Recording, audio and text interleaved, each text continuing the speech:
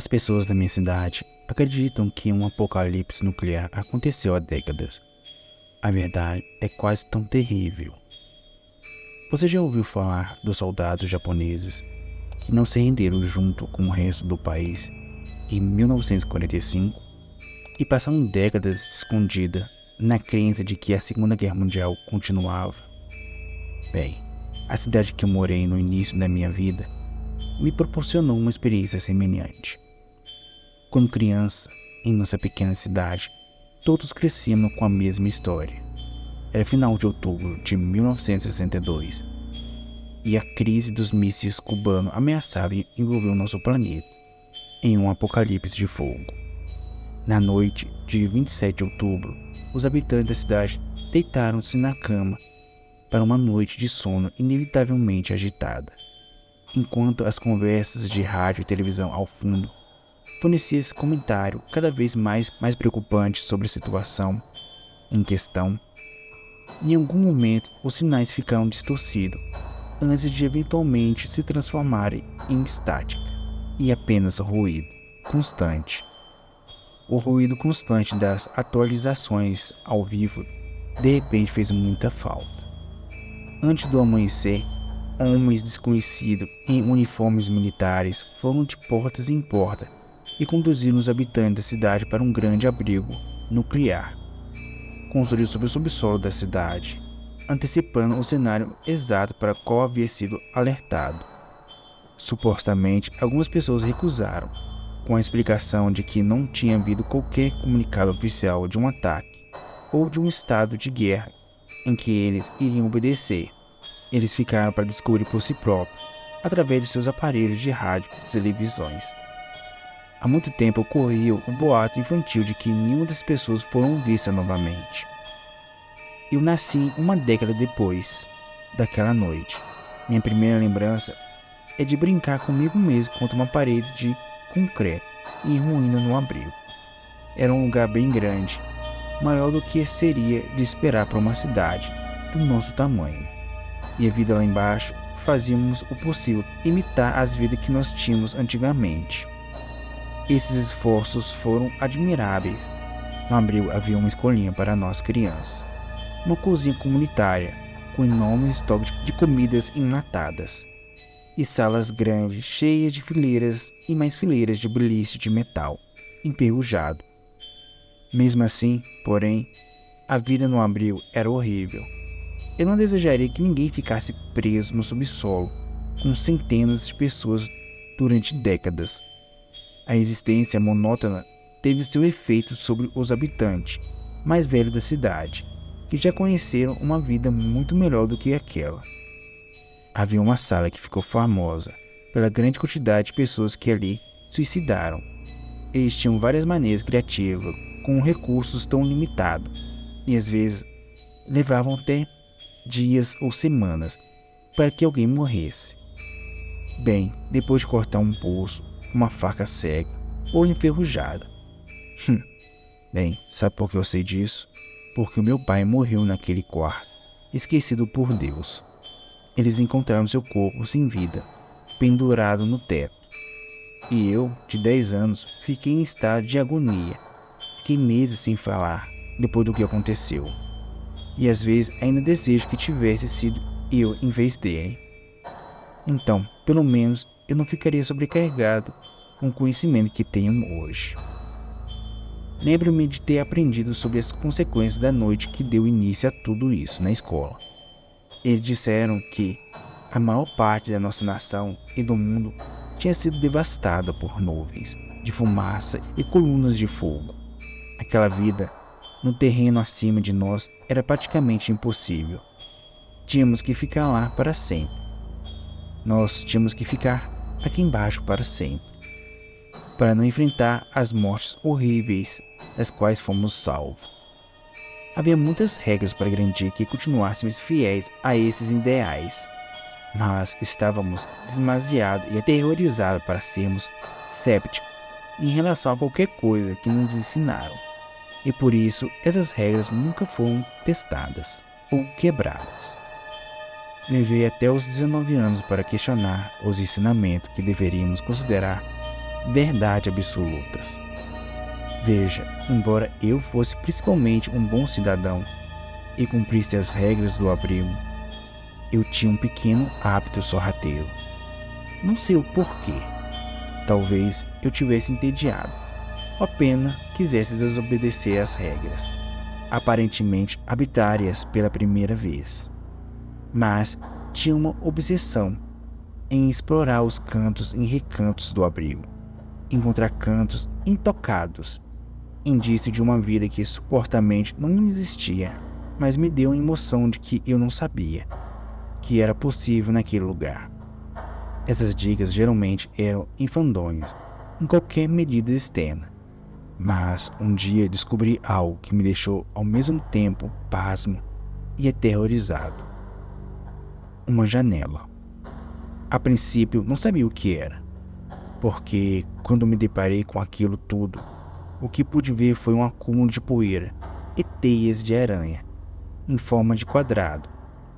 Mas rapidamente comecei a trabalhar, removendo as camadas que haviam se formado durante o que provavelmente foram muitos anos para revelar algo fora do meu sonho mais louco.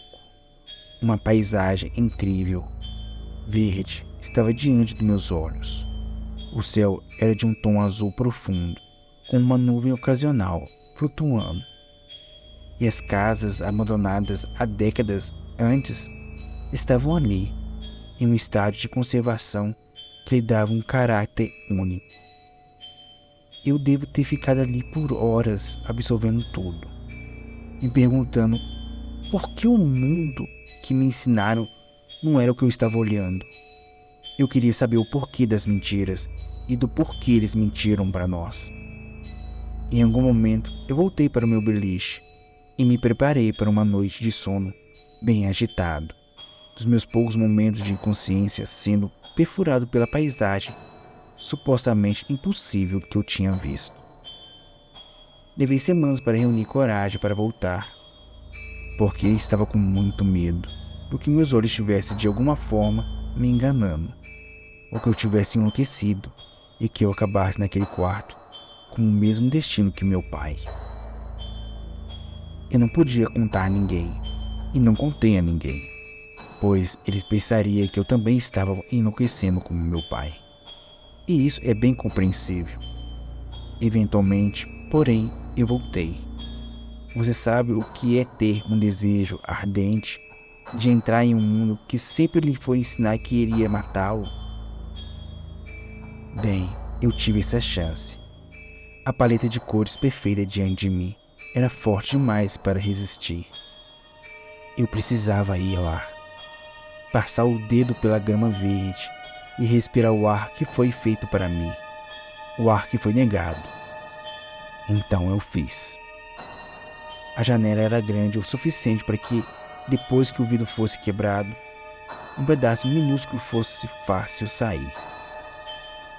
Então eu consegui sair de lá.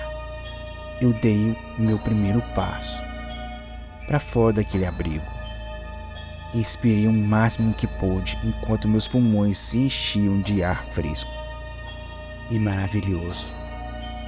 Virei minha cabeça em direção à janela, apenas para descobrir que ela havia sumido.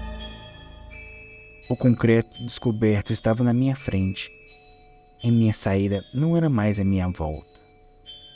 Apesar da minha confusão, imaginei que fosse alguma redundância de segurança há muito tempo esquecida.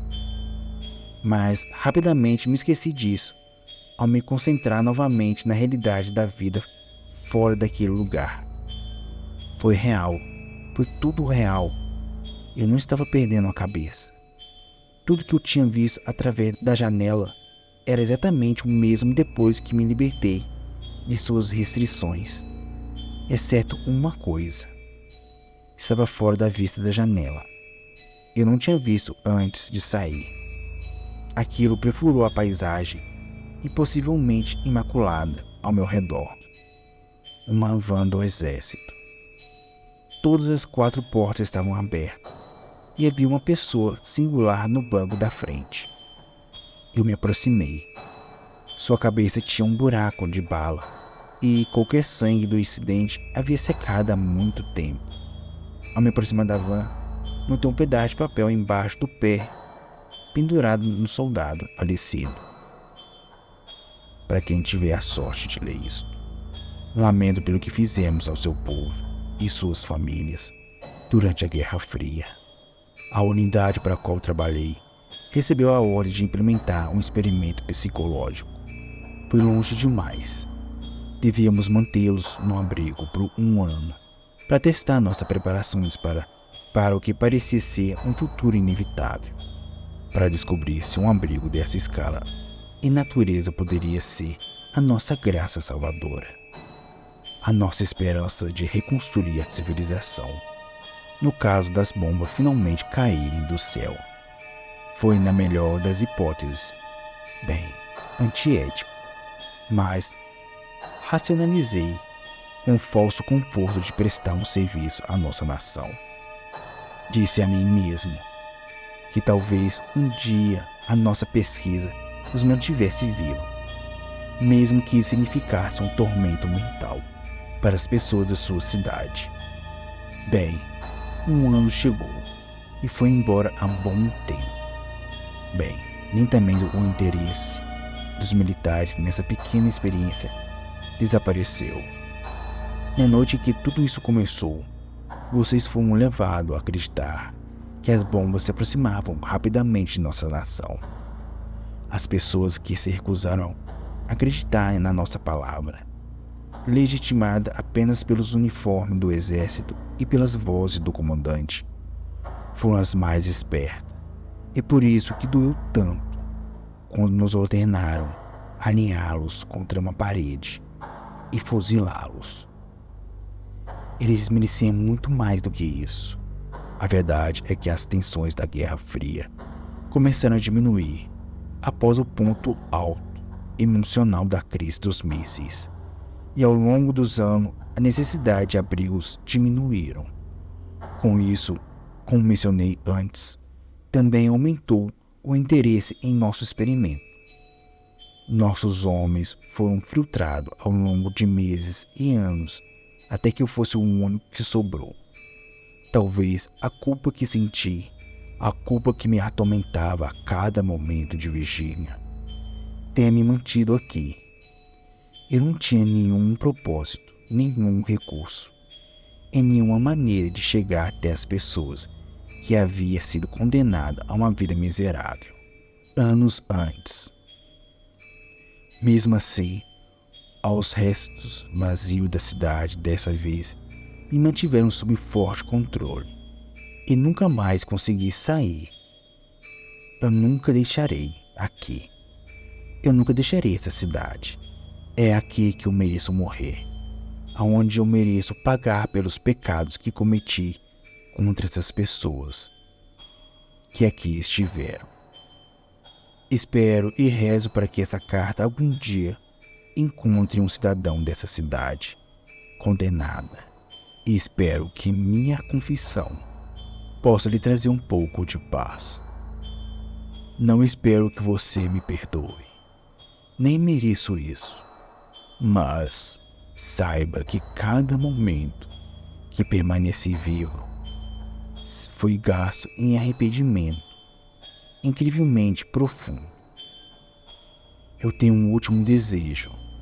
Por favor, enterre o meu corpo e esta carta o mais fundo que puder no solo dessa cidade. Eu mereço ser condenado para sempre a uma existência subterrânea, onde tudo isso começou.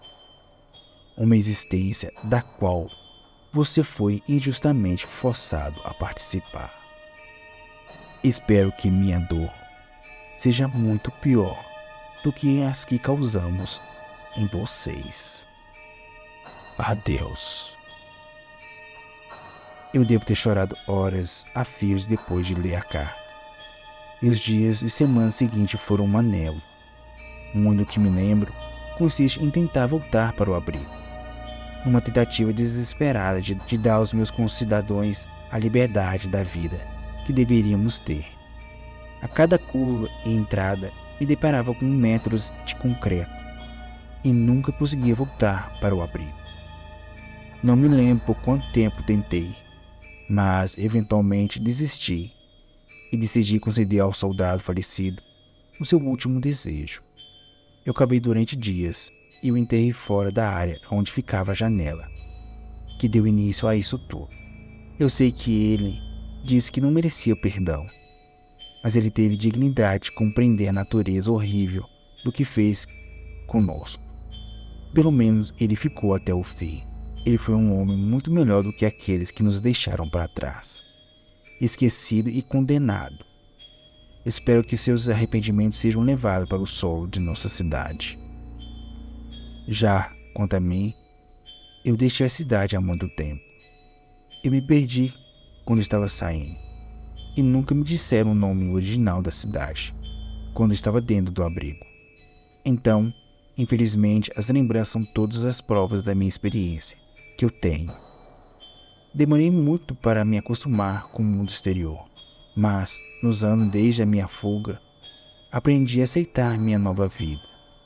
Mas, mesmo assim, nunca esquecerei o que deixei para trás, mesmo que tenha sido há décadas, pois toda a minha vida foi naquele abrigo. Todos que eu conheci, todos que eu amava.